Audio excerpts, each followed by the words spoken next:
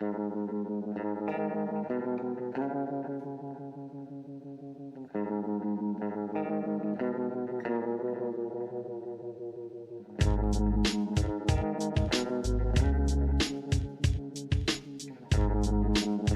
back to Appalachian Dim Sum. Where entertainment is our comfort food. And this is going to be episode 59. Okay. Yeah, 59. I was going to say 58, but no, it's episode 59. I have to turn around too just to see. Yeah.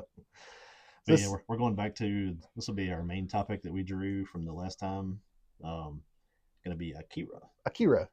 And maybe reformatting what we're going to do at some point on that with the topics. I think we're both talking about how it almost seems like we're giving ourselves homework.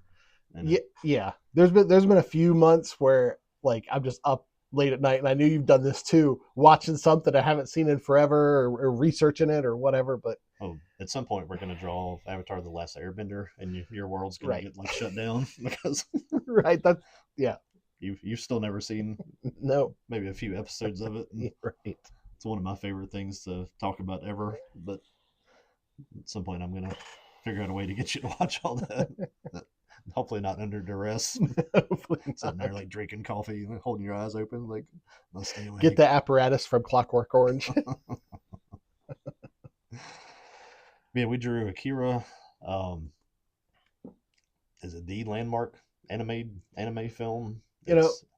I was thinking about what Akira means to like the genre, but I would say Akira is on the same level as Star Wars, on the same level as Lord of the Rings, same level as Dune, not just as like the movies, but as a property. Akira is a foundational anime.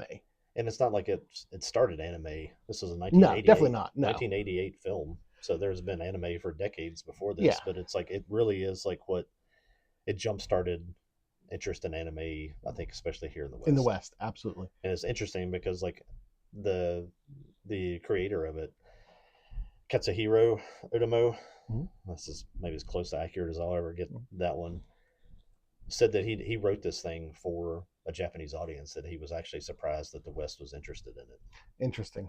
And it's like, well, I mean, when you look at the themes and what it's talking about, and we'll talk about that in another segment. Yeah. But it's it is a very, very much a Japanese story. If you go through anybody our age, I'm 51, minus 15 or plus 15 either side of us, that the people that kind of grew up watching anime are really into it.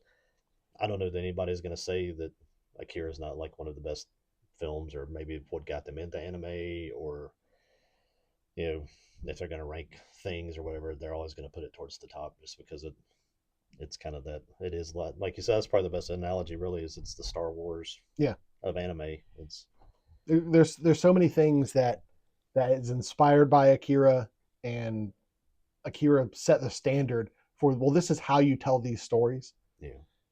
Yeah, it's great. It's fantastic. I got into looking up how much like money, we always talk about like box office stuff and cost and stuff on these things. This costs like, it's kind of weird because they're converting from yen to dollars when they're doing some of these things. Right.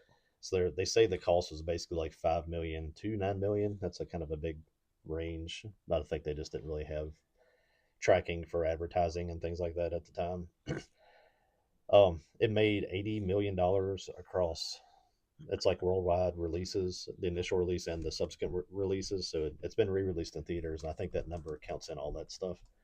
But then it made like another $80 million in home sales. Like it's probably a sort of a standalone in that one, that it probably been bought more by people, for home viewing on DVD and Blu-ray than any other like anime movie. And you can't say you're an anime collector if you don't have a copy of this. No, definitely not. And they take advantage of that. They're like, here's a new 4K remaster. It's like, buy it.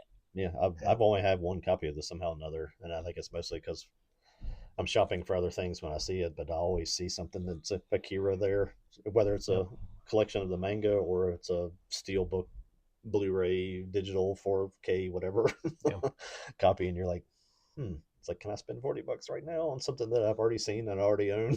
it's like, dang it. When the latest release, when they released it, it was the Ultra 4K release. Yeah. When they released that, they forgot to put the actual Ultra 4K disc in it. Like the one that says for Ultra 4K or whatever isn't. It's like only regular 4K or whatever, or it might even been 1080p. And you had to email the company and fill out a form and say, I bought this. Here's my receipt. And they sent the real disc in a little sleeve. It's just a ploy to get your information. Dude, they can have it. They're going to get more Akira things popping up in your email, right, on your phone now, and all that.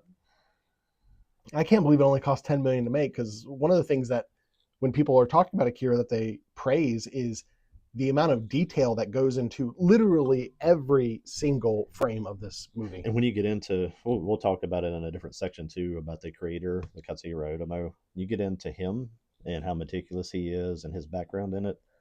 It's kind of amazing that this one didn't cost more, because some of his other stuff cost a whole lot more and was not as successful.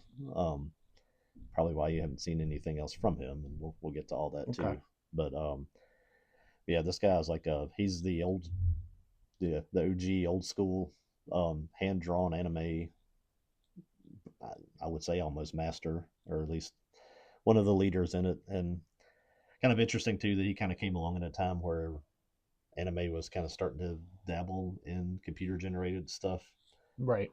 And I think he kind of did this before that, and everything that his next things that he tried to do kind of got into that era of like, yeah, this technology makes it so much easier, and he's like, I don't want to do that, I want to draw, right?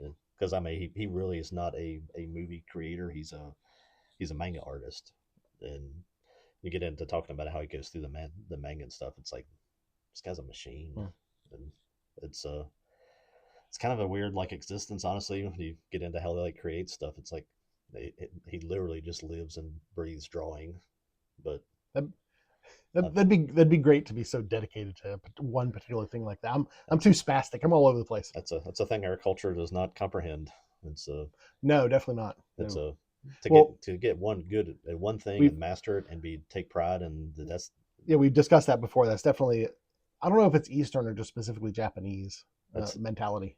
It's if you ever want to see it just outlined in like in a movie or a documentary type thing, watch the Jiro Dreams of Sushi thing, and that's literally about a kid who left home, wanted to become a sushi chef, and that's all he's done, and he's one of the greatest in the world. And I love seeing all these like little documentaries that I'm assuming it's a large documentary they've cut down, they'll post on YouTube or whatever, where they'll talk about like this little house where an old man or old woman serves tea, and they've been doing it for 50 years and that sort of thing. Or I saw one recently where it was this Japanese man who just makes pizzas. He got passionate about pizzas when he was young, and that's what he's dedicated his life to, is just making these amazing pizzas. I'm like, that's great. There's a late night place in Japan, I don't remember where it was, where it literally was like a husband and wife, a mom and pop place that did like ramen bowls that we stopped in, and it was it was so good. But they like came out multiple times, and they were asking like if it was okay, and then did we like it? And it's like, yeah, this is awesome. But it was just like, they weren't just doing that as a show. That was like they wanted to make sure that you were satisfied with what you had and that you liked it. And that's, see if you can find that experience at Subway or Burger King. You might get it at Chick-fil-A, but maybe depending on the Chick-fil-A. Right. I've often wondered why, and they might exist, but why you don't really see like American restaurants. Like if you think like the guy who's making the pizza, that's a Japanese man making pizza, but like you don't really have Americans going to Japan and opening up like American food restaurants. Their American restaurants, from what I understand, are more like almost parodies of America. It's celebratory, sure, but it's all America themed, but it's all like it's like the hyper Americanism. It's not just like, well, this is an American cuisine and here's American food, or we take pride in the American food. Well, it's a closed culture, and sure, it protects itself much better that way. Well, not just Japan. It's just like it's not really a thing around the world. Yeah, like Mexican restaurants are all over America. I know there are some like in Europe and stuff like that. you don't really have American restaurants. And I know people will be like, well, it's You're because not going to go American to food doesn't exist, but you're not going to go to Guadalajara and find a country cooking. right, right. You want some cabbage and cornbread? It could be a viable business. We're talking about food. I guess we should go that way, right? Yeah, yeah. So Akira was kind of hard because there's really not a lot of food in Akira. Like literally, I think the only actual food item that exists in the entire film is when Tetsuo gets out of the hospital for the first time, and Kaori gets him a sandwich. Okay. And so it would be like, so gas station sandwich? That doesn't sound very good. Nah. We've done some experimenting with food here, and we've had some brains, and we've had little Neos and tubs of goo Jello. from the Matrix. I have a confession for all that. I don't like Jello texture. I just there's a soft, almost slimy texture to food that like a lot of Japanese food has that, and that's like raw fish and stuff. That's why I don't like it, is because of that texture. Yeah, so we had the brains from Lawnmower Man, and yeah. we did that live on camera, and I was Yeah. kind of like, I've got that in my mouth now. So here we go. I ate about half of those, and I was like, I'm done. But yeah, we were sort of pining back and forth about what looks like a capsule and all that, and we're talking about like making pills and making candies, and I'm like, how about tater tots? Yeah, tater tots. I was like, let's eat something good. Oh, I texted you because the last time we were talking about it, I kept saying Mike and Ike was licorice. No, Mike and Ike is more of a gummy. The actual candy I got was Good and Plenty. Yeah, I remember you sent me the picture, and I couldn't remember the name of it. And I think that was the first time I've ever tasted Good and Plenty. It'll be the last time I tasted Good and Plenty as well. Not good. Not good. It was plenty. I got a lot of them, but it was plenty. It was not good. No. I have licorice stories from our kids that we won't get into super detail on, but yeah. I don't like licorice because we had a child that got way too many jelly beans at, I think at a Golden Corral, had them on a buffet for some reason. And we got to see them all come back up right on the table, right across the table. That's a good reason to. Kind of does a little something to you. Not like licorice. I don't think I want any more jelly beans. Yeah, if you can't see, I think I texted you at some point. We were talking on Discord or text, or I was like, "Can you put tater tots on the back of his capsules jacket?" Yeah, yeah, we got that. It's pretty good. So that's the Appalachian Dim Sum capsules gang there with a red leather jacket with a tater tot on the back. What is that? I think we might be on to something there. We might need to like copyright that. What does it say? I mean, good for health, bad for education. I mean, bad for health. Who cares about education at this point? Right. Especially when you talk about tater tots. Right. Great. But we don't just stop there with our theme. We're actually going to head up here in a second and do, I think this actually kind of, I don't know, it's really a traditional thing, but I had this out at my mom's little cafe where she stays. They had as a side tater tots with cheese and chili. Nice. And just got it as a side, and I was like loaded tots. Their chili was awesome, and I was like, we need to do that. So we're gonna go do that here in a minute. So the rest of the conversations that follow might just be like us going a lot. Looking at like these patches and stuff with this capsule, I don't know if anybody would buy it, but man, we need to make a merch store. Because I would love a patch that has the tater tot on it, and bad for health, bad for waistline or something. I want plushies of our little dumpling guys with beards. I don't care if we sell them. I just want one for myself. Maybe we can. I know some people who crochet. Maybe we can do crochet versions. Yeah. Interesting. Okay. Yeah. Well, we're gonna go eat some tater tots. I'm not sure that the merch store is the thing to do when we have like 20 followers. Hey, you do it. You got to do it at some point, I guess. We can just do it for our own amusement. Right. That's pretty much all. I don't do anything that's profitable. Everything I do is just for my own amusement. Yeah. Hey, we're gonna go do that, and we'll come back and just run through the plot of Akira. Our segments we'll probably do the plot, mm-hmm. Then we'll talk about the creator a little bit, and then we'll get into kind of the themes and stuff from the movie, and then maybe some stuff that kind of branches off from the movie. Legacy, maybe that might be a good way to say is Akira's legacy. Yeah. Okay. So we'll do that, and will be a little fuller. Yeah. We'll be A little back. fuller when we come back.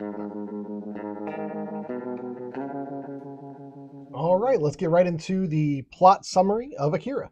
Yeah, we're right back from our Neo Tokyo tater tot capsules. That's right. So hopefully we can stay conscious at this point because we've eaten now.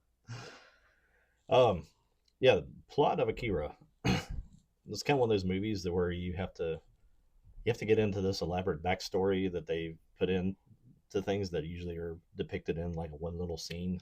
Right. And that elaborate backstory is that in the past there's this boy named Akira. And they've been doing secret government experiments on ESP, and he develops like godlike psionic abilities like telepathy, telekinesis, clairvoyance, pyrokinesis, all those things that kind of go into those categories of people that have mind powers, psychic abilities. Yeah. Whatever those mean.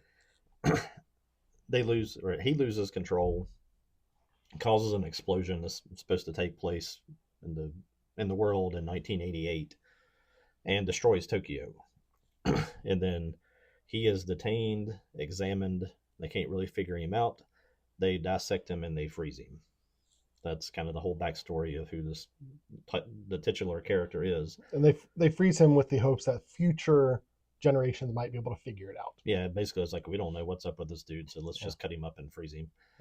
But in this whole world, that blast is mistaken by the rest of the world as some kind of new weapon, and everybody retaliates. Kicks off World War III. You get U.S., Germany, France, Soviet Union, Poland, Japan, India, UK. Basically, everybody that had nukes all launched them at each other, and that's just the background into that opening little scene where you see you see Tokyo sitting there, and then you see like this bubble come up and it just blows it up.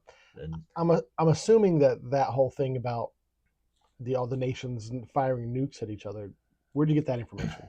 I got it online. I'm assuming it has to come out of the manga. That was my assumption as well.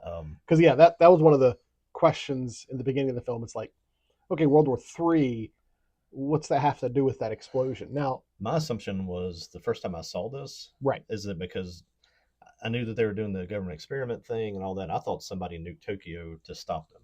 Right, and that's kind of the way they seem to set it up. Was they want you to think that the explosion that you see was a nuke, set off in Tokyo. But no, it's Akira. Akira just and blowing up. Then it comes all the way to the way far future of 2019. 2019. You know you're old when all the futuristic movies were 6 years ago, so right. Almost 7. And to reconstructed Neo Tokyo. And one of the things about having movies take place in the future and you being beyond that future is you look at that future that they've designed. I'm thinking explicitly of like Back to the Future 2. Yeah. You're like, oh man, that would have been kind of cool. Yeah. We don't have any of those things. And Kaneda's bike is definitely, oh man, we don't have motorcycles that cool. Yeah. We're probably pretty close to, some e-bikes. Close to it on bikes. They're all customs, I guess. Right. I do like, and I don't know if you'll talk about this, but that there's that one line where Tetsuo's like, computer assisted anti-lock brakes. It's like, okay, that was, I guess back in 1988, that was like an impressive thing. I think we hit that probably in like 92. Yeah. But the world of 2019 is motorcycle gangs, domestic terrorists / protesters. You can say they're different people. I think it's pretty much the same group of people. Yeah. There's a military wing of the government and a super executive council that kind of controls Japan. The military wants control, and so it's kind of the same sort of power struggle. Yeah. And a corrupt government. Now the council is trying to use the terrorists to get Akira, because I don't know that if anybody really fully understands that Akira is in little tubes. I think they think he's actually like a frozen entity underneath the city. Well, the revolutionaries, there's also, I don't know, are the revolutionaries the religious sect, or they're two different groups? There's right? a religious sect too of like sort they of like worship Akira. Zealots.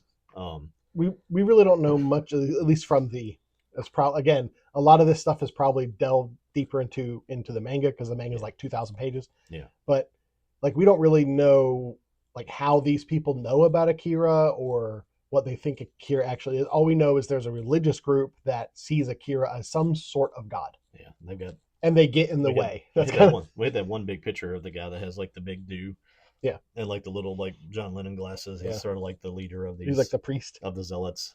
I think it's probably the best word for them. But now, before we're going to get into it, the power struggle between the revolutionaries and the government. Is it just the revolutionaries think the government is overreaching or is being too restrictive? Like what? Well, the specific terrorists that you get the main characters from, where you're getting into K. Well, and, the terrorist with K and Bu, is that how you pronounce his name? Bu? The man with the mustache? Ryu? Is that okay? I thought K was saying Bu. Bu is Ryu. Okay. Yeah. So K and Ryu, they're a part of a group that is trying to liberate the children. Yeah. Right. But there's also another group that's just like there's just straight terrorists, just blowing stuff up. Protesters that protest. Yeah. Can't imagine a world where that happens. Right. And that's my question right now is like, do we know what they're protesting, or is it just unrest? They're causing unrest. It's the ones that when something happens, they're like, let's go get some. No, that's so unrealistic. Needs new sneakers and a new TV. Dang you, government. Hasn't happened at all here. So the movie opens. It kind of opens with there's a fight between the gangs, the capsules. That's our tater tots, which is that's a good name for a gang too. The tater tots. That'd be my gang. The tater tots. But Kaneda is the one you see here in the picture. I'm sure everybody sees that, thinks that's Akira. It's like, no, that's Kaneda. Right. They're fighting the clowns, which is very much oh my goodness, I should have looked this up. The Warriors, the old movie. Mm-hmm. It's very, very similar to like where you had all these like gangs that dressed up as themes.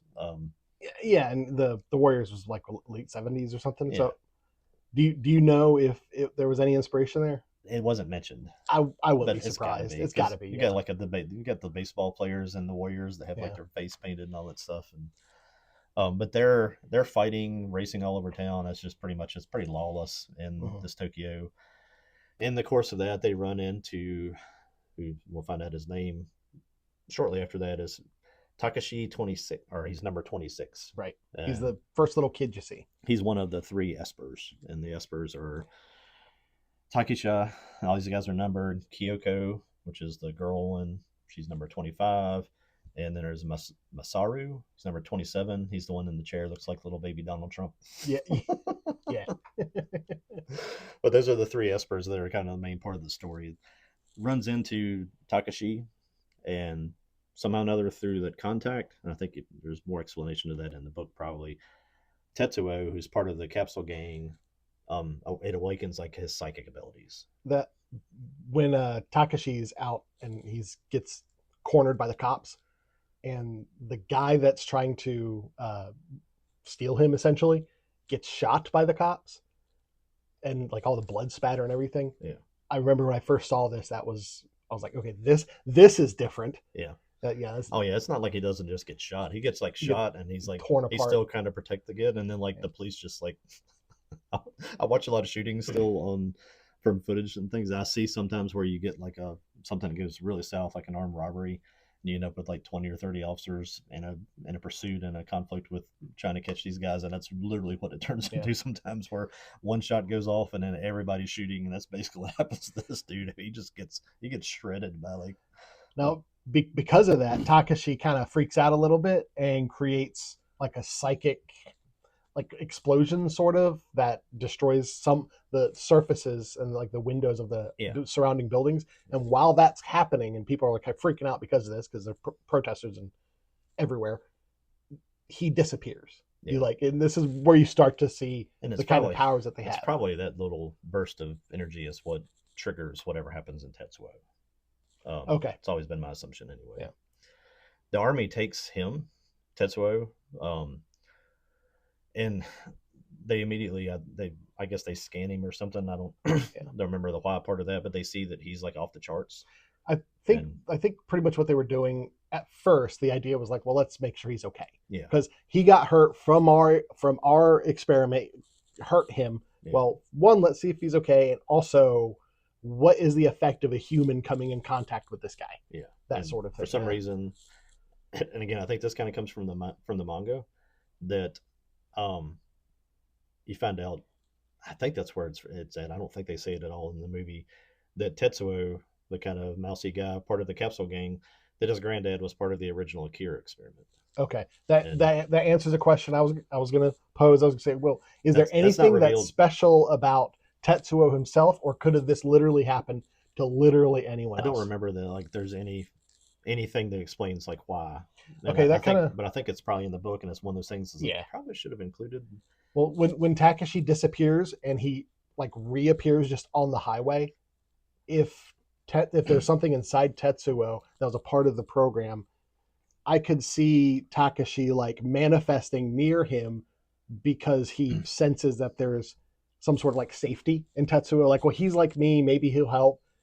Maybe that manifestation was unintentional. From Takeshi. He didn't mean to do it. It's just that's what happened. I think like Tetsuo's energy called to him, sort of thing. Yeah. The doctor that's kind of the guy that's always in the background doing the experiments is Dr. Onishi. Okay. And I always thought it would have been made sense there to when they start examining him, did they identify him, and then like he would have a file or something there that would be something like Tetsuo's granddad file. Yeah. Something you could have made a little visual connection there, but I don't think it's there. It obviously is in the manga because that information is out there. So. It could have been, it could totally just been like one line where it was like Tetsuo Shima, and him just be like Shima. Yeah.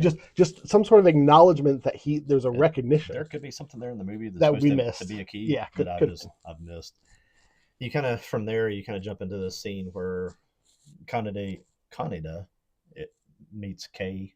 They're at the police station and there's all these gangs, and he just sees a girl. He wants a girl, so when they're turning them loose, he just tells the girl that's part of our group. She's coming with us. Yeah.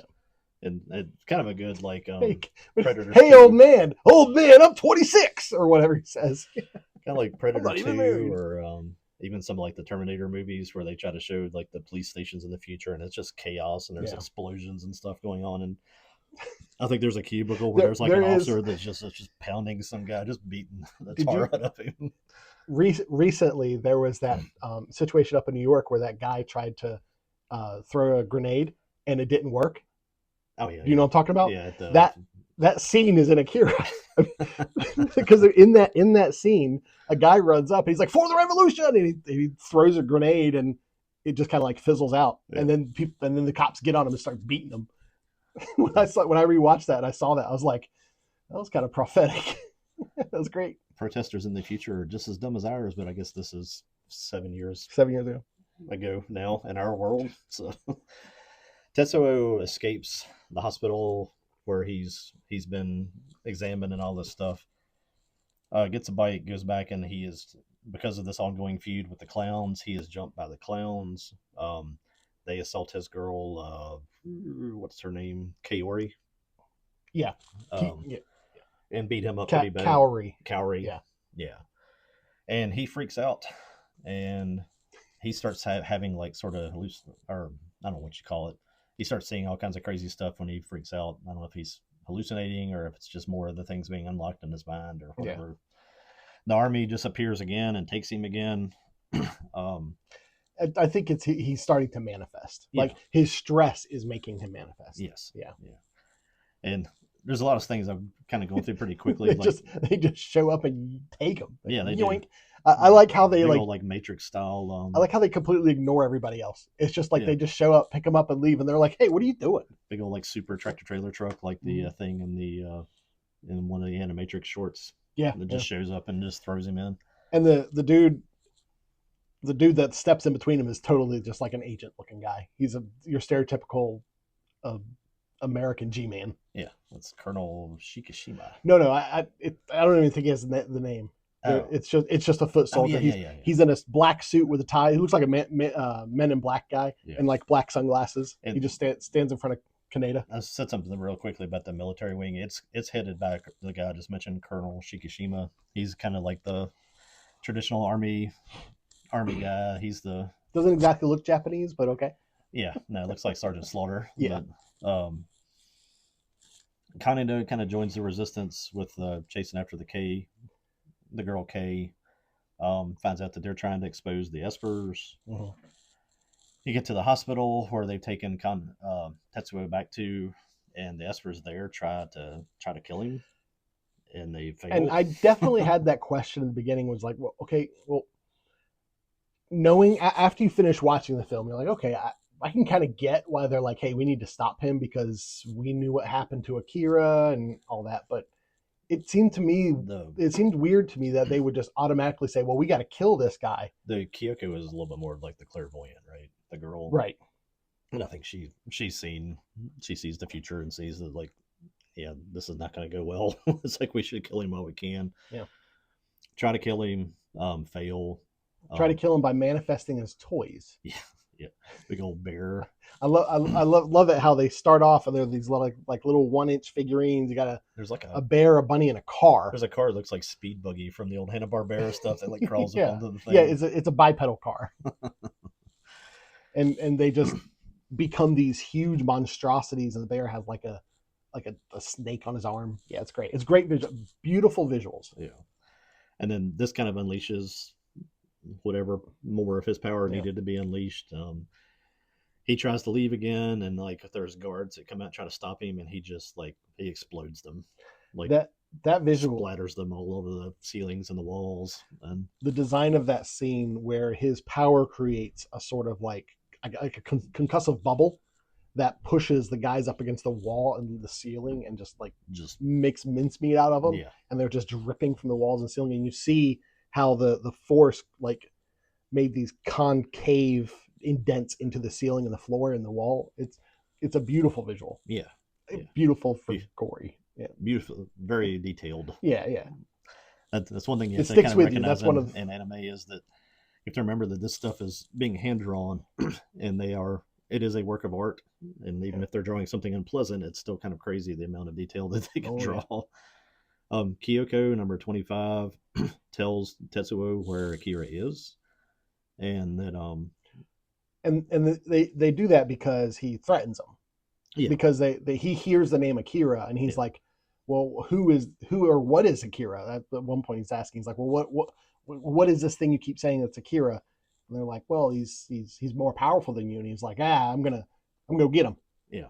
So he leaves, goes to the stadium where all this stuff is underground. It's underground, the big stadium in the city. Just basically flies. He kind of does I always want to say he does like Neo. I guess Neo did like him, right? Because this was before Neo. Well, and one of the themes that, or one of the relationships that is throughout the entire movie is Tetsuo is kind of like a younger brother to Kaneda. Yeah.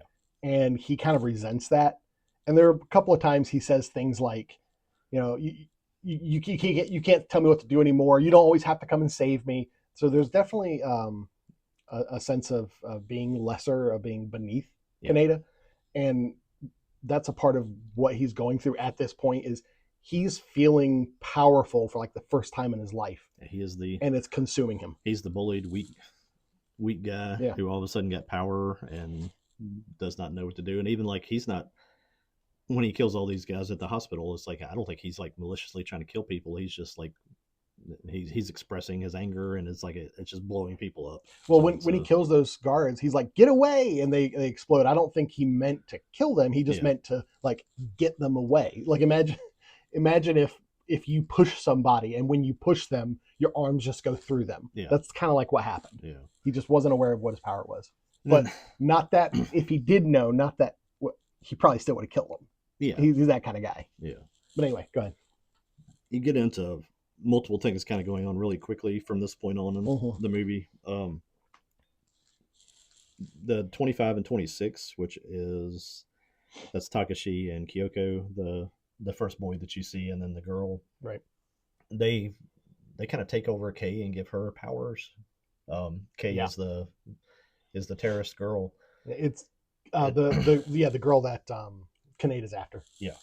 And then at the same time, Tetsuo is kind of out into the city. He goes back and kills the bartender, which is at the place where you kind of first meet everybody. He goes back to the bar, kills a biker there, a bartender there, and he's kind of and he still steals the pills at the bar because that's where this whole pill thing comes around. yeah.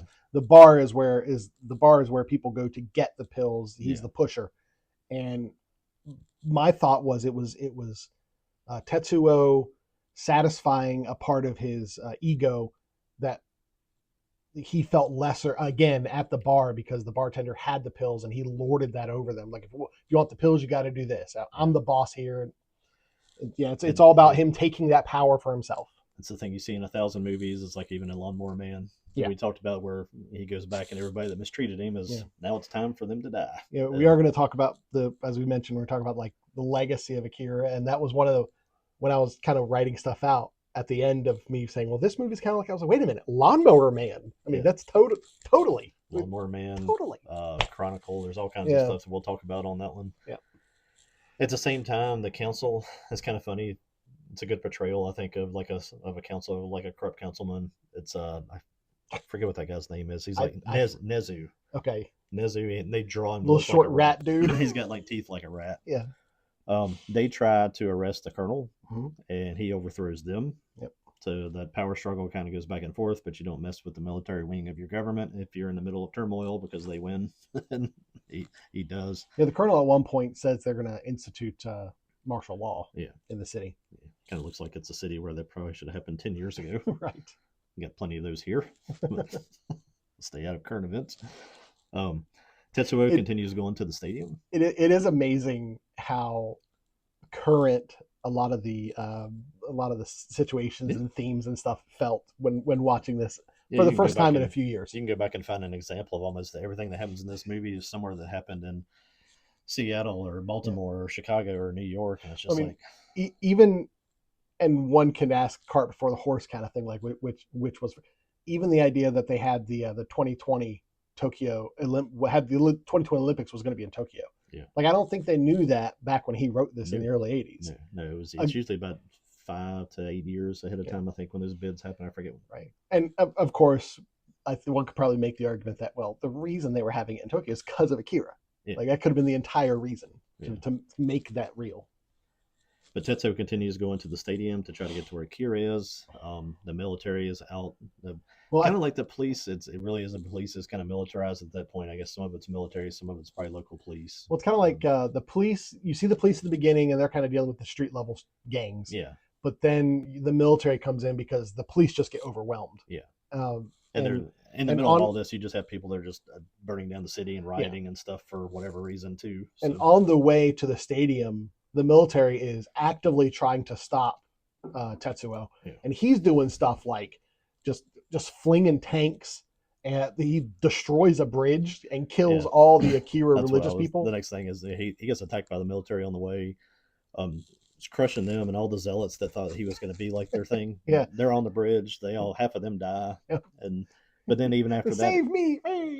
Even after that, like those people get killed, a whole nother group are like. They start following him like he's Akira or something. So, and like I said, all the other rioters that are about looking for a reason to riot, I guess, start following him because they're like, maybe he'll lead us to the next Apple store or whatever. There's definitely in this society, there's definitely a power vacuum that Tetsuo very quickly fills. Yeah. He gets to the stadium, Tetsuo does, and he draws the unit that Akira is freezed in from underneath, just draws it up. It's like a big huge cryosphere. Yeah, draws it into the stadium. Then Kay shows up, who the Espers have kind of possessed with power, and she starts fighting Tetsuo. I think it's more like a puppet.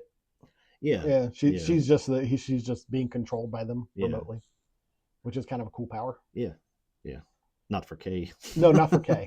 Does it harm Kay? It doesn't really hurt her, does it? No, I don't think so. I guess maybe that would have been a good again, maybe in the manga, but that would have been a really good visual if their power like burned her up. Yeah. Yeah. Anyway. Then he opens the sphere, which is number 28, because like I said, the other three are 25, 26, 27, and Kira's 28. Finds out that it's all tubes with just part of Akira, and I guess really in the movie that's the first time you find out that it's A person? That No, you find out it's a person before, but you find out that it's in pieces and not right. like a frozen body. Right. You Like kind I of was kind of thinking. what you're kind of expecting leading up to it is that it's just going to be like a corpse. Yeah. You know, you think like someone who's been frozen Like in a mummy. cryosphere or a cryotube. Yeah. Yeah. But yeah, and it's not even just parts. Like it's sections of parts. Like they're like his cerebral cortex. Yeah, it's not even the whole brain. It's just Yeah, like it's a just like a piece of it. sliver of the brain. Yeah. It's kind of in that movie The Cell with Jennifer Lopez. Yeah. They do it to a horse, right? Where they like use it's glass and they separate the horse with glass. Yeah. It's like that. It's just slides. Yeah. Kaneda shows up. He sets him up. Yeah. Kaneda shows up and he's got like a little laser rifle and he starts fighting Tetsuo as well. And obviously can't beat him. Yeah. The army jumps in with I wrote down SOL. I don't remember what that stands for. It's like a giant like Soul is like the sun. It's like a big satellite weapon that they have. Yeah, they don't when they say activated, they don't say SOL, they say soul. I really think they just means like it's like the sun. They're directing the sun. Yeah. And it shoots his beam down and like blows Tetsuo's arm off. Yeah. He just responds by flying into space and he crushes the soul, which of is SOL. Which is again is great. The way that it's just he goes up into space and it's silent. Yeah, it's wonderful. It's good visual. This is one of those. This is kind of the situation, the point in the movie where, as I was watching it, it's like, okay, he's this powerful because, okay, he can fly. Okay, that's fine. Wait, he can go into outer space and like just be fine. The other image that I just conjured up, and we'll have to talk about it in that section when we get to it, is Brightburn. Yeah. Oh yeah. Where the little kid is the evil Superman. Mm-hmm. That's really just like what it's like. Oh yeah. Describing Tetsuo as an evil Superman is spot on. That's what yeah. it is. Yeah. Yeah. He comes back from doing that and just like he's losing control of his own power and he starts to turn into the big blob. He makes an arm. Well, first, he makes an arm with junk. I'm kind of jumping over. Like he makes the arm. He kind of sits on like a little throne, and his girlfriend that got beat up comes and talks to him, and that's when he starts to kind of spread out from the chair and just starts to turn into this big blob. Now, when he starts to manifest as this blob, he's not doing it intentionally. This is something that his body is doing completely out of his control. Which kind of ties back to that whole backstory at the beginning that explosion was caused by Akira just lost control. Yeah. Like it wasn't trying to blow up the city, I don't think. It was just like the power manifest, and then once it gets to a certain point, it runs wild. And this is it happening again. Yeah. I don't know if this would be better talked about in the theme section, but I've always taken it that, like, I don't think Tetsuo followed Akira's exact trajectory. Like, I don't think Akira became, obviously because they had his body, but I don't think he became that big blob that Tetsuo became. He got to a point of power to where he almost like transcended. And that transcendence created the explosion, and it left his body. And they tried to figure out, hey, well, what was special about the body, and they couldn't figure anything out. I think that Tetsuo and Akira are exactly the same thing. It's just that it's happening again, and while it's here, it's just going to keep cycling. I think it's. Okay. I definitely had that thought watching it. You expect that the event that happened with Akira, he did do the big baby blob thing. Almost the exact same thing. He might not have turned into a wire thing with guts and stuff running all over the place because that's pretty horrific looking. But it might be what happened. They were experimenting on him in the past. Gets bigger and bigger, and then we find the guy in Big Trouble in Little China when the guy gets mad in the hallway and he starts trying to puff himself up, and he gets. I've never seen that movie. You've never seen Big Trouble in Little China? Good Lord, you need to pause and watch that. Right. There's a guy who can puff himself up and become really powerful. As one of the three sort of ninja guys in it, and when he gets really mad when he sees one of his friend or his boss get killed, I forget which one. He starts doing it, and he just keeps swelling up, and there's steam coming out of his nose, and then he just. I've got that visual in my head. I've seen. I'm sure you've seen that clip, but. Yeah. That's completely how I imagine all that going. But anyway, he loses control, starts to turn into the blob. His girlfriend Kaori is there, or Kaori,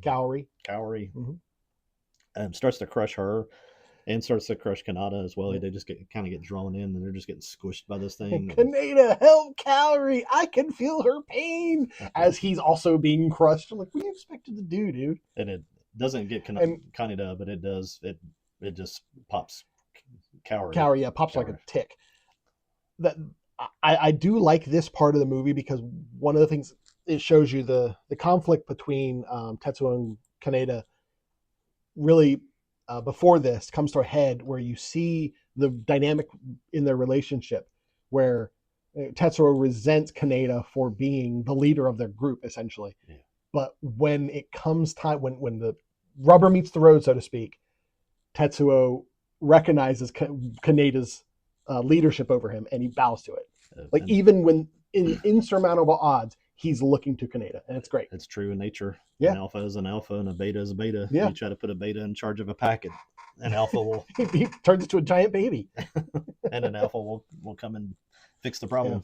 Yeah. And the way that I absolutely love the characterization for Kaneda, how even while he's seemingly trying to kill Tetsuo, he's really trying to help him. Yeah. It's great. It's wonderful. And not scared of it at all. I mean, no, his friend is like turning into this giant blob, and like there's lasers coming in from space, and he's just like running toward him. Where's my gun? It's like, oh, it's out of charge. It's like I need to charge my rifle. It's like that's the difference between an alpha and a beta. Mm-hmm. The espers, and the espers we find out partially during all this is that the medicines that they're taking, the whole thing that with the espers is they're getting medicated so that they don't become this like, and that's what they were doing to Tetsuo. So they don't manifest like Akira did. To Tetsuo at the lab is they were giving him medicine to try to control him, not trying to like draw this power out of him. And right. Once he gets hit, that's why they keep trying to keep him from escaping, is because they need to keep him medicated so that this doesn't happen, because they still don't know why it happens. He gets loose, and that's when it goes out of control. And so come back to your daycare and like those shriveled old kids. Yeah. But the espers, I wrote down that they awaken Akira. I guess it's the power of Akira is just awakening in Tetsuo. They show up, and the way I take it is they called Akira. Yeah. They whatever happened to Akira, wherever he went, they called out to him and said, "Hey, we need your help," and he showed up. And it starts like basically the singularity. Mm-hmm. I put down it's like almost like an event horizon, mm-hmm. like almost like a black hole into a new dimension. That starts to draw in Tetsuo and Kaneda, and they go in. The espers go in to rescue Kaneda and to keep Tetsuo there so he doesn't get back out. I love the part of that where Takashi is like, "Hey, Tetsuo gets consumed by the event horizon, I guess you could call it. Yeah. He gets consumed by it, and he's like, oh, I got to go help him." And Masura and Kyoko are like, "What are you doing? You're not powerful enough." And he's like, "I've got to try."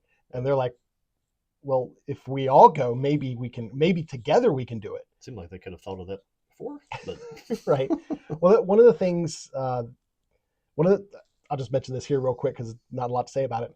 One of the differences between the original dub and the 2001 version, I think it's Pioneer dub, was that they had like children for the Masaru, Takashi, and Kyoko. They had children do their voices. In the original dub, I remember Masaru having like almost like an older man, gravelly kind of voice, and I remember I didn't know if they were old people who looked like children or the children who looked like old people. Yeah. They're really children that look like old people but don't age. I always assumed by the way they acted and the way they talked. Of course, I saw it with kids' voices. I never saw the other voice version, but that they were kids that were just like showing like age because they were stressed out from all the examinations and experiments and stuff like that. But and being that the time, how much time had passed, my assumption is that whatever they're doing to them to keeping their powers from manifesting fully is keeping them young in body, like it's preventing them from growing, from going into puberty or something. They're still kid sized. Yeah, they're still like 7-8 years old. They're real small, real young looking, except their skin's all gross. But this, whatever you want to call it, event horizon singularity destroys most of Neo Tokyo, and then it collapses into the other dimension, I guess is the way to say that. It just kind of goes through,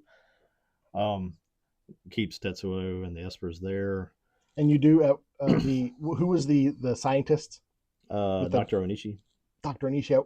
During this, one of the things Dr. Onishi does throughout the film is he's watching these patterns, these like aura patterns, and Tetsuo's aura pattern like goes into alignment with Akira's aura pattern. At least that's how I figured it out. And Yeah. And at that point, that was like he was like, it's happening again. Yeah. Yeah, like And then he dies.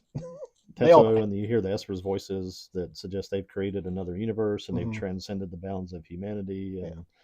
whatever other things Neil deGrasse Tyson would say. But I've always wondered how much of that is if any of that is kind of like translation, being lost in translation or being confused in translation. I I wouldn't don't be know. surprised if Yeah. we didn't put our spin on it. Yeah, But because it's very it's very much like science babble, you know. yeah, yeah, that's the end of the movie. I mean, they're Kaneda, K, They teleport them out of the yeah, event horizon, like to and the edge of the city, even essentially. Yeah, the Colonel gets. Yeah. They take him Which out I'm and kind of surprised. drop him down. I thought he was when Kaori died. You thought for sure he was dead, but Yeah. no. We'll get into it when we get into themes. Yeah. He's the hero. Yeah. Okay. But that's But the you have the Espers are gone, Akira's gone, Tetsuo's gone. Yeah. And you at one point during all this, you hear Tetsuo's go, "I am Tetsuo." Yeah.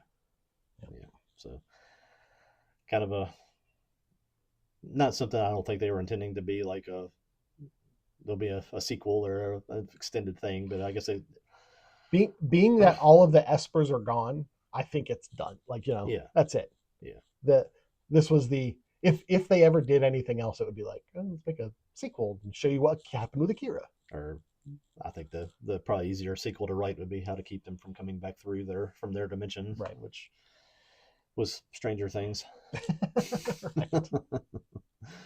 Yeah, that's the plot of this. There's Yeah. a lot more to talk about with it, but I think for this section we'll. Yeah, let's go ahead and stop it there. Everything else I could think of I wanted to say would be something I would bring up in themes, Yeah, and whatnot. Yeah, and we're trying to keep this a little tighter than usual. So there's the plot. All right, we'll be back where we're going to talk about the manga. Yeah, and about the creator Katsuhiro Otomo. We'll be able to say that in one breath at some point. There you go. All right, we'll be back later. All right, welcome back. In this section, we're going to be talking about the creation and inspiration that led to the writing of Akira. Yeah, that's going to be focused on Katsuhiro Otomo. Mm-hmm. I guess I almost got it right that time. This guy, background for him, he's not so much of a movie director or a movie maker as he was. He left home and went out to start doing comics or manga. He's always been an illustrator and a comic guy, and the same way that the Dark Tower was kind of that sort of long running project of Stephen King's. That's what Akira was to Otomo. Okay. He was really heavily influenced by some stuff that happened in the 50s in Japan. I haven't seen any of these, but I've looked at pictures of them and stuff, and I'm going to try to track down some of this old stuff at some point. One of the big ones he mentions is Tetsujin 28. It's about a robot that is built at the end of World War II, but it was meant to be used for the war, and then they lost before it could ever get developed. So it was hidden away after their surrender. The doctor that created it passed it on to his 10-year-old into the future. The 10-year-old, when he gets the robot, he uses it to fight crime, and that was a series that took place during the 50s. This is definitely, I'm looking at it now, and this is definitely one of those, if you're into anime at all, you'll see this. If you don't know Tetsujin 28, which I didn't, when you see the image of the robot, you're like, oh yeah. Yeah, you know this robot, big blue robot. And the other main thing that he was kind of influenced by at the same time, and I guess that was probably it was the big property for anybody that was into animation and comics and stuff in the 50s, was Astro Boy. Yeah. And well, the director, we'll talk about this at another point, but the director of the Metropolis was the guy who made Astro Boy. So yeah, so that's great that he got to work with him. I didn't know he was inspired by that. The main character from Tetsujin 28 is named Kaneda. Oh, there you go. So, and the professor that was the one that created the robot is Shikishima, which is the same name as the Colonel and Akira. Yeah. So, and he doesn't like lift that. He acknowledges that he named those guys because of his love for the original stuff. When you start looking at some of the really foundational creations from different creators.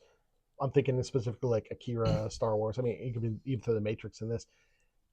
It's amazing how much they just straight up lifted from other things. Yeah.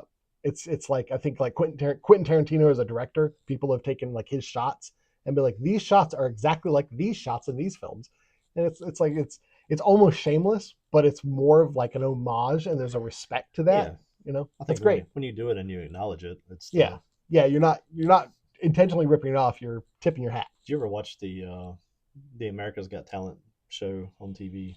I've seen a little bit. We Not used a to whole watch it lot. because we had network TV, and it was just something that we could watch with the kids. Right. And you'd see all these guys that would be like, "Oh, this is our idea," and blah blah blah blah. And you go online and look, and it'd be like, "Oh yeah, there's 5 groups that do this in Japan." And it's like if these people would just came out and say that we saw this in Japan and we wanted Yeah. to try to do it ourselves, I would respect them. But they come out and it's like, "This was our original idea," and it's like, "No, it's not. Quit lying." There's a difference there that you can build off of what somebody else does if you acknowledge it. If you try to steal it as your own, then you're a liar. But That makes me think. I'm just seeing if I can find it real quick. Bob Fosse in the 1974 film The Little Prince. He plays a character that, if you look at his portrayal, Bob Fosse's portrayal of that character, it's like everything Michael Jackson did. Like his mannerisms, his style, the way he moved. It's very much like they saw Bob Fosse's character and said, let's emulate that. And then going on further, like K-pop, that whole aesthetic is like Michael Jackson aesthetic. oh yeah, yeah. So it's great how things get inspired like that. I mean, if I was gonna say what's the biggest like Disney movie of your lifetime, what would you say? The Lion King, and that's just that's not inspiration. That was a ripoff. That's the difference. Yeah. Disney didn't acknowledge it. Not at all. They just stole it. Yeah. What's it? It's something in the White Lion. I can't remember what it's called, but yeah, you know what I'm talking about. It's an old comic. It's an old manga from Japan, and they just completely stole it. And like, yeah, here's our original thing. Let's see. It was called Kimba the Kimba. White Lion. Yeah, even Kimba, Simba. Come on. Yeah. They didn't even try to hide it. There. Anyway, We'll do a show. back to Akira. We'll do a negative show one time where I'll just come out and have 45 minutes of why I don't like Disney. The Disney takedown. We'll stay off that for today. The other thing that Otomo was bigly, I sound like little baby Trump there, influenced by was like American film at the time. At the time that he was like working on the ideas for this, and when he started illustrating this, which was like Butch Cassidy, Easy Rider, Bonnie and Clyde. Okay. I saw an interview where he talks about all of those, and the Easy Rider was about kind of inspired him to be, I need to leave home and I need to go do something, and that's when he went out and started actually drawing comics. He left home. I think he even told us to like cited Easy Rider. It's like I want to be like Easy Rider. Because I guess he was probably, I don't know if he left at 18 or if it was younger or older. I didn't see that. He left home and he committed to drawings, or just committed to like drawing comics full time, and said he's going to keep drawing and hope that led to a way for him to be able to eat. And good on you. The people who do that sort of thing they're an inspiration, because my mentality leaving home was like, I'm going to go to college and I'm going to get a job. Yeah, and if it didn't work out, I'm going to be back in the basement. Yeah. But he says that he styled a lot of the characters in Akira after like those kind of characters like Butch Cassidy and Bonnie and Clyde and stuff like that. So, then I think one of his first works, is called Domu, and it was a manga about a child and an old man with ESP. So he was already onto this idea. But it was like all these characters lived in an apartment building, so it was like this kind of small world thing. And I think the way I understood the little synopsis of the manga is that like there were psychics in the building that were like fighting each other. Okay. But he started drawing and writing did that from 81 to 82.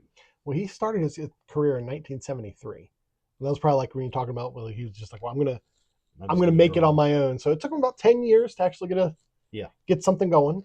Good on him. After Domu, he went to work for Young Magazine, and then from 1982 to 1990, he started doing like a bi-weekly thing for them, and that was when he started doing Akira for them and doing it in little sections. Just a quick comment about that is it's with the death of magazines, which we've seen the death of magazines. Yeah. That's one of the things that you can kind of lament their death because of that.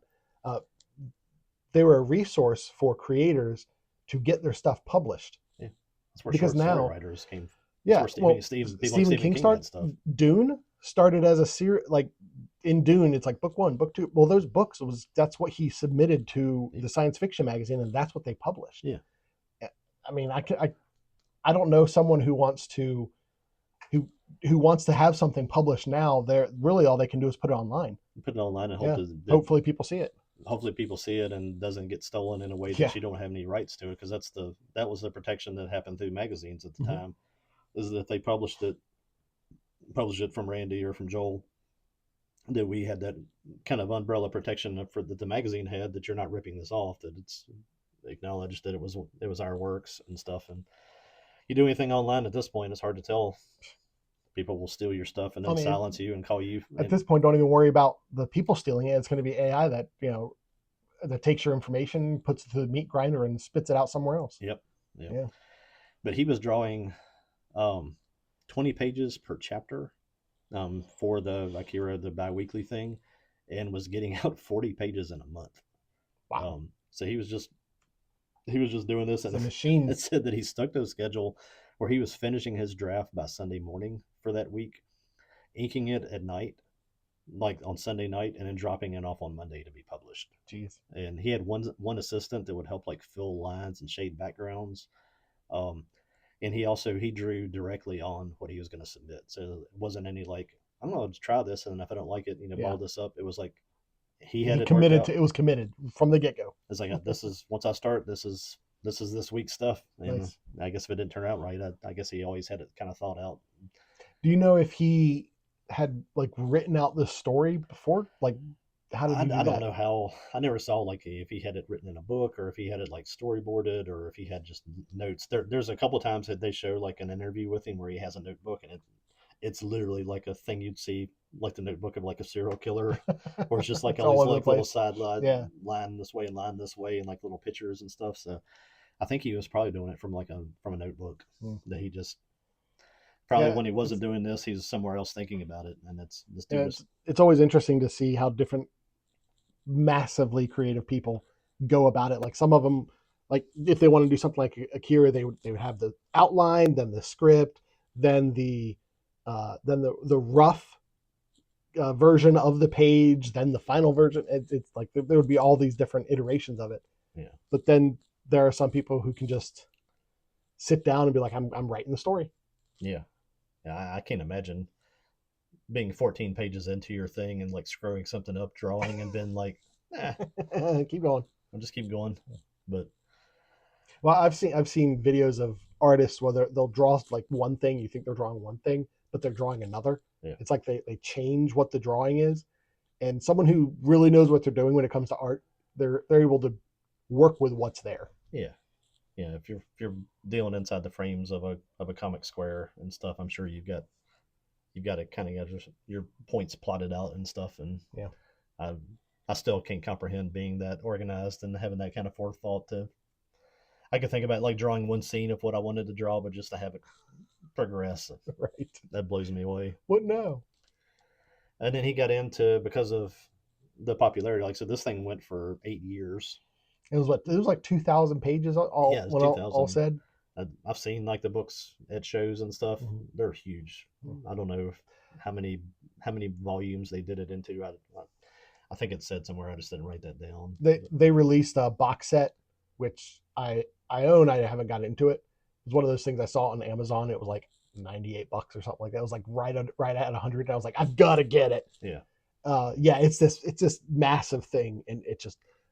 I actually need to remove it off of the shelf, because the bookshelf I have it on, I noticed when I was looking at it, considering maybe I should read that, it's kind of bending a little because it's so heavy. So I need to remove it off that shelf.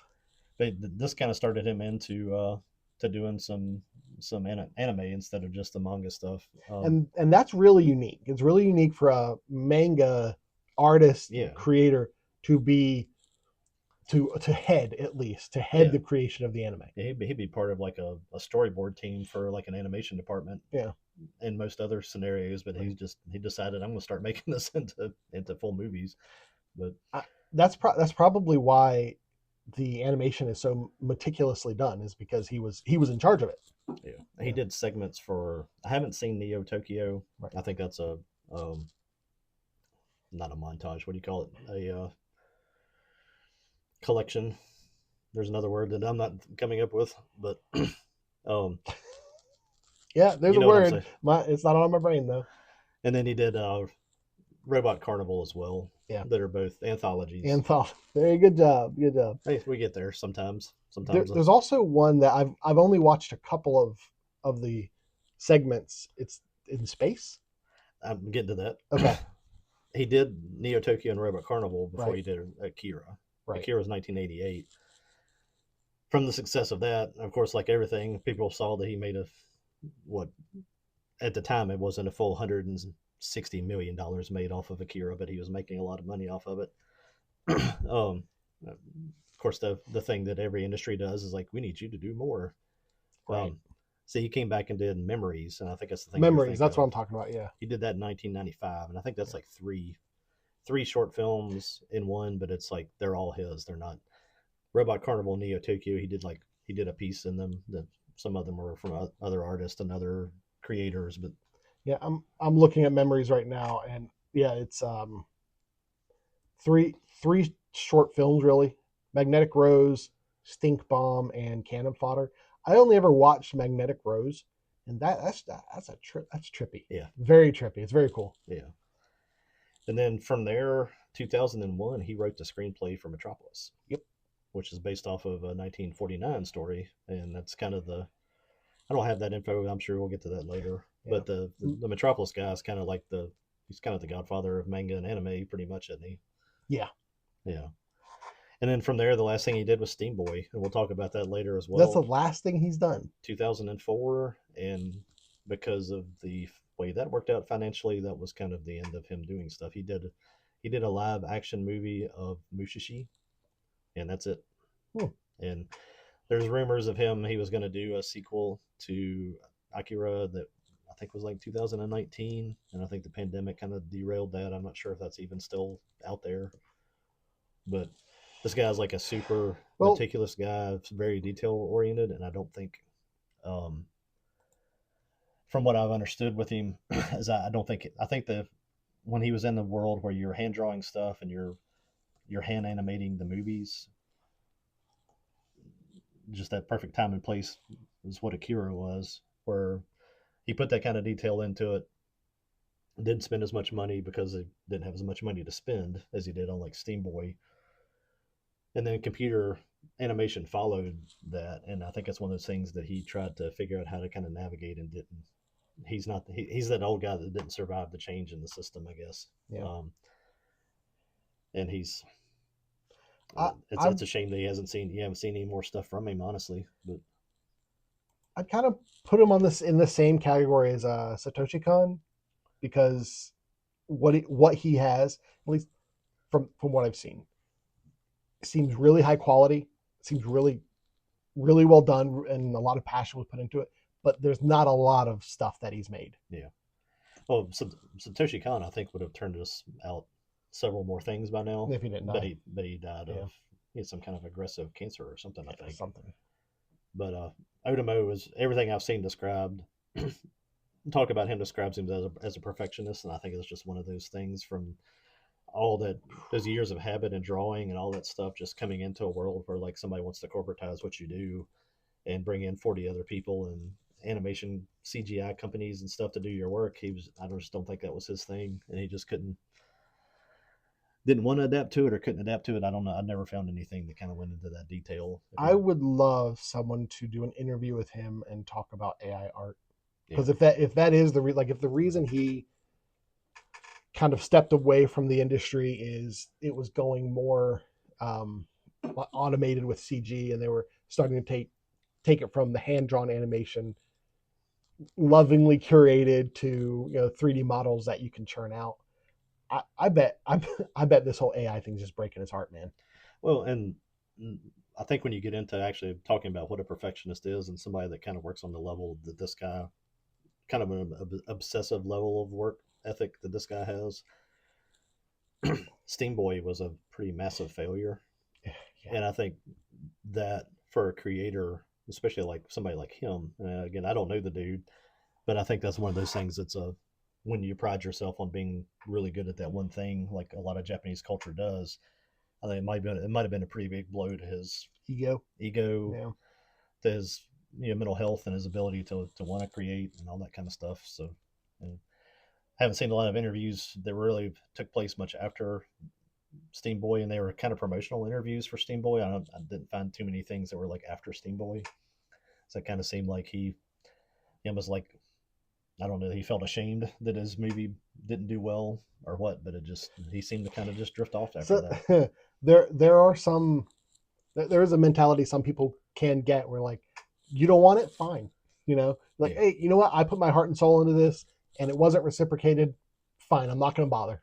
Yeah, and even that, I think that's still the American version of that, is that you don't like what I have, then I'm not going to give you any more. Yeah, I think with him, it almost kind of feels to me like it would be like somehow or another a person that thinks that he failed people by not making something that was as popular, and it's a different. That is definitely an East versus West. Yeah, I could see, because the Western perspective of that is, you guys don't know what good I've given you. You don't deserve any more of what I have. The Western perspective is it's all about me. Yeah, it's all about me. I'm the good guy. And the Eastern would be like, I failed the audience, or even when you get back to where he talks about like Akira, how like he made that for a Japanese audience, and he was surprised that Americans they liked it. It was just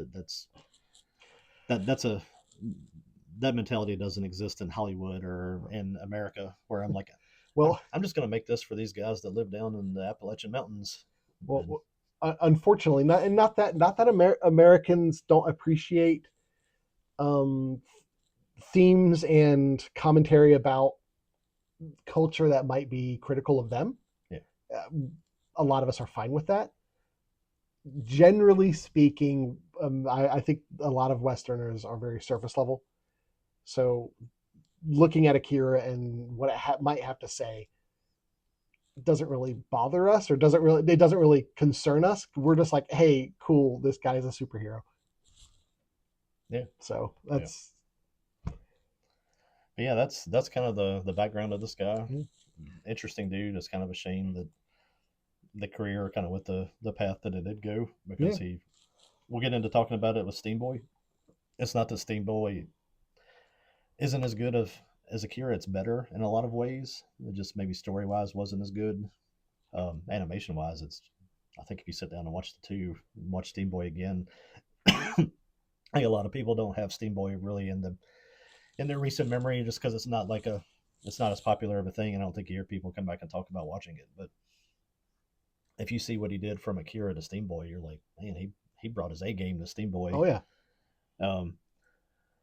But just it's a shame that he wasn't able to continue with other stuff after that. But when I saw Steam Boy, I didn't know it was the same creator as Akira, and I'm gonna have to watch it again so we can talk about it. And watching it with the understanding that it was the same creator, I'm interested to see. I think any similarities. I think the similarities is in the forehead. There you go. There's really is what stands out. I can see this guy's Tetsuo's work forehead. And like that's this guy's work is the way he draws heads. Yeah, Tetsuo's cranium was huge. It's a theme that carries into Steam Boy. I guess some big old foreheads in that one too. All right. Well, next we're going to talk about some of the themes that are in Akira. Yeah. And we'll be back with that. All right. Later. All right. Well, that's going to wrap up part 1 of our discussion about Akira. Yeah, we kind of knew coming in that this was a lot to talk about, and we got through the plots and kind of through talking about Otomo and his background and kind of how he got to where he got to make this film. Still haven't even got into the themes and some of the other things that kind of spin out of Akira. So right. I think that's going to be best to come back and do a part 2. So instead of giving you 3.5 hour episode, we're going to try to at least give you a couple of smaller ones that way. There you go. So come back next week where we're going to finish up talking about the Akira film with the themes, like you said, the themes and the legacy that Akira has left. Your legacy is the right word. Yep.